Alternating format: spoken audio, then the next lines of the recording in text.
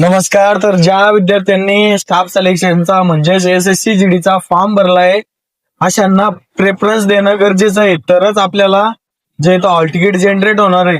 म्हणून काय करायचं आहे, आपला लॉग इन ID पासवर्ड घेऊन स्वतःच्या मोबाईलवरतून जरी करता येत असलं तर करून घ्यायचंय.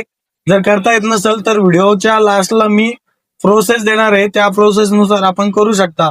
ssc.nic.in या वेबसाईट वरती जायचंय, लॉग इन करायचंय आणि या व्हिडिओच्या लास्ट मध्ये मी व्हिडिओ टाकणार आहे. त्या व्हिडिओत जसं दाखवलेलं आहे तसं करायचंय.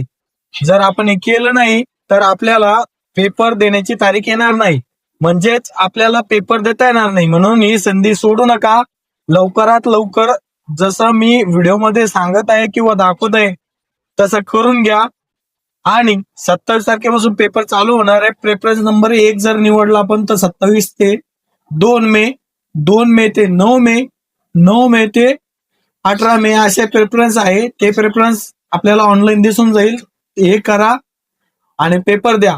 पेपरसाठी आपल्याला खूप खूप शुभेच्छा. आणि हा व्हिडिओ ज्या विद्यार्थ्यांनी SSC स्टाफ सिलेक्शनचा फॉर्म भरला होता अशांना पाठवा.